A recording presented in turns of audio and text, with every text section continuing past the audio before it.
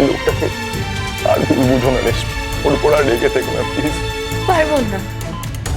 আমি আগেও বলেছি, আবারও বলছি, আমি পারবো না ওকে ক্ষমা রেশমি! করতে। আমি পারবো না ক্ষমা করতে। সেটা হয়তো তুমি পারবে না, বুঝতে পেরেছি। তোমার লিমিটেশনস রয়েছে। রেশমি, ভদ্রলোক কিন্তু তোমাকে ক্ষমা করে দিয়েছে, শুধু ক্ষমাই করে দেননি, তোমার জীবন বাঁচিয়েছেন।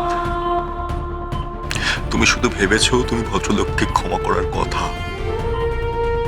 উনি কিন্তু ক্ষমা করে দিয়েছে। তুমি যদি বলো যে উনি তোমাকে অপমান করেছেন, তার থেকে 1000 গুণ বেশি অপমান তুমি ওনাকে করেছো।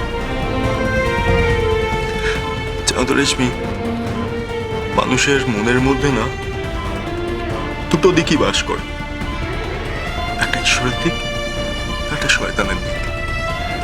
ঈশ্বর আমাদের রাস্তা দেখায় ভালোর দিকে, আর শয়তান আমাদের রাস্তা দেখায় খারাপের দিকে। Now it's up to you. তুমি কোন রাস্তাটা চুজ করবে?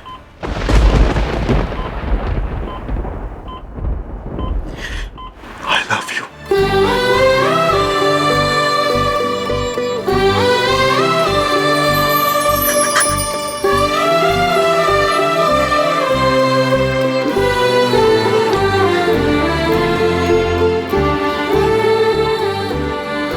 আমার কথাটা একবার ভেবে দেখো।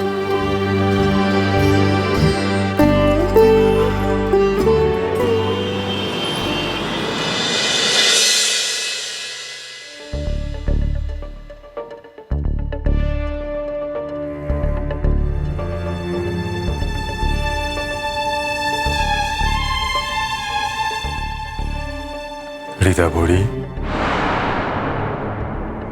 রীতা বড়ি,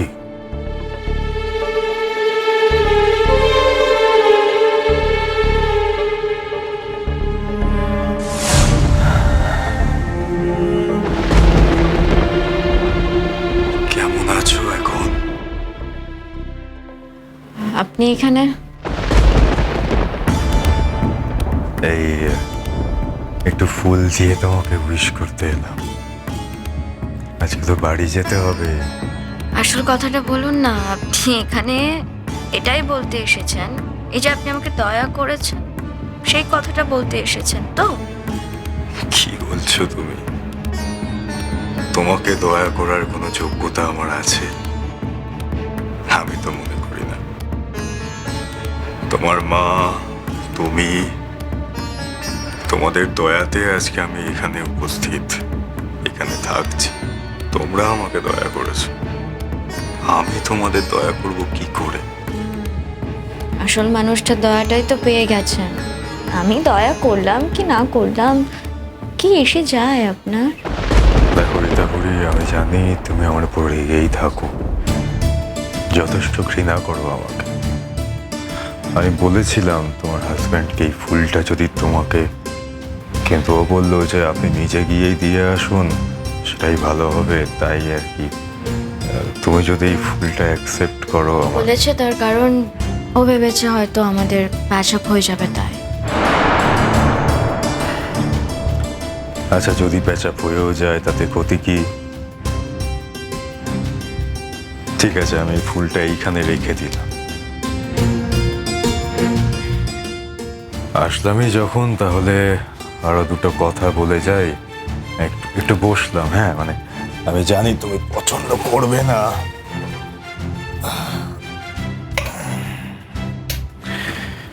তাও একটু বসলাম, দুটো কথা বলার ছিল।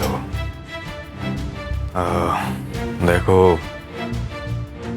জীবনে তো এমন একটা লোককেও প্রয়োজন, বলো, যার সঙ্গে তুমি একটু ঝগড়া করতে পারবে। দেখুন, আজকে তো আপনারই কথা বলার দিন, আজকে আপনারই জ্ঞান দেওয়ার দিন, তাই আপনি যে জ্ঞান দেবেন এটাই খুব স্বাভাবিক। আমাকে তো ঋতুরাজও বলে গেল আপনার জন্য আমি কথা বলতে পারছি। টেকনিক্যালি এটাই ঠিক। ট্রাস্ট মি, এই কথাটা না না বলতে পারলেই ভালো হতো। আপনার জন্য জন্য আমি কথা বলতে চাই না, আপনার দয়ায় আমি বেঁচে থাকতে চাই না। দেখো, আজ কিন্তু আমার তোমার সঙ্গে একটা বোঝাপড়া আছে। না না, আমি এমন কোনো কথা তোমাকে বলবো না যাতে তোমার শরীরটা আবার খারাপ হয়। আমি বললে কিছু ভালো কথাই বলবো। আমি একবার ভেবেছিলাম যে তোমার শরীরটা ঠিক দেখুন, হয়ে আমি গেলে আপনাকে একটা কথা বলে দিচ্ছি, আপনার সঙ্গে না আমার কোনোদিনও কোনো বোঝাপড়াই থাকতে পারে না, হতে পারে না। জানি বলেই তো বোঝাপড়াটা করতে এসেছি। আসলে করতে আসিনি, ভেবেছিলাম যে তোমার শরীরটা একটু ঠিক হলে তারপরে তোমার সঙ্গে না হয় এই ব্যাপারে কথা বলবো। তারপর এখন যখন দেখতে পাচ্ছি যে তুমি কথা বলতে পারছো, তাই ভাবছিলাম যে এখন এই কথাগুলো বলবো কি বলবো না। আসলে আমার না আর এই টানাপোড়েন ভালো লাগছে না। আমি সত্যি তোমাদেরকে কষ্ট দিয়ে তোমার মাকে জোর করে আমার কাছে কিন্তু আটকে রাখিনি। আমার মায়ের থেকে আপনার সব নেওয়া হয়ে গেছে বুঝি? নেওয়া হয়ে গেছে মানে? হ্যাঁ, তা বলতে পারো। আমার যা পাওয়ার ইচ্ছে ছিল তোমার মায়ের কাছ থেকে, তা পাওয়া হয়ে গিয়েছে। সেজন্যই এই কথাগুলো বলতে এসেছেন। দেখো, তুমি যদি মনে করো যে এই পাওয়া মানে মেটেরিয়ালিস্টিক কিছু, সেটা নিতে আমি কোনোদিনই আসিনি। যাক, সেই প্রশ্নটা তো আর উঠছেও না। আমার মা আপনাকে বাড়িটা লিখে দেয়নি? অবান্তর প্রশ্ন। দেখো রীতাভরি, এই মুহূর্তে আমাদের কাছে সব থেকে বড় পাওনা হলো তুমি যে এই মৃত্যুর মুখ থেকে ফিরে এসেছো। এর থেকে বড় আর কিছু হতেই পারে না আমাদের কাছে। ভগবান না করুক, আর যদি আর কিছু হয়ে যেত, আমি তো জানি তোমার মায়ের কি অবস্থা হতো। আমি জানি যে তোমার মা তোমাকে ঠিক কতটা ভালোবাসে। তুমিও তোমার মাকে খুব ভালোবাসো। আজকের দিনের পরে আবারও যে কখনো এইরকম ঘটনার পুনরাবৃত্তি হবে না, তার গ্যারান্টি তো আমরা কেউই দিতে পারছি না, তাই না? সেই জন্য আমার এখান থেকে চলে যাওয়াই ভালো। আর সত্যি তো, তোমাদের মা আমের মধ্যে আমি তো মাঝখান থেকে এসে ঢুকে পড়েছি। উচিত হয়নি আমার, উচিত হয়। এটা আপনি নতুন কোনো চান? চাল নয়, বোঝাপড়া। তুমি যদি চাও আমি চলে যাব।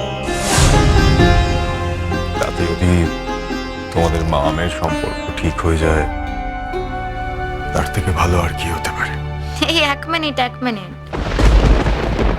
আমি চাইলেই আপনি এখান থেকে চলে যাবেন?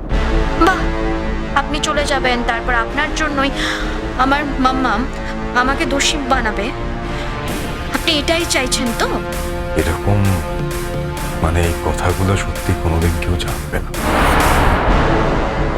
কেউ জানবে না। আমি তোমায় বলছি, এই কথাগুলো শুধুমাত্র তোমার আর আমার মধ্যেই থাকবে। তুমি যদি তোমার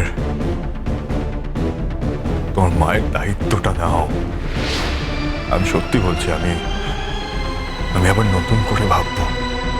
নতুন করে মানে? দেখো, তোমার মা আমার জীবনে যে আলো দেখিয়েছে, তারপরে আমার পক্ষে আর নতুন করে আমার সেই আগের অন্ধকার জীবনে ফেরা তো সম্ভব নয়, ফিরতেও চাই না।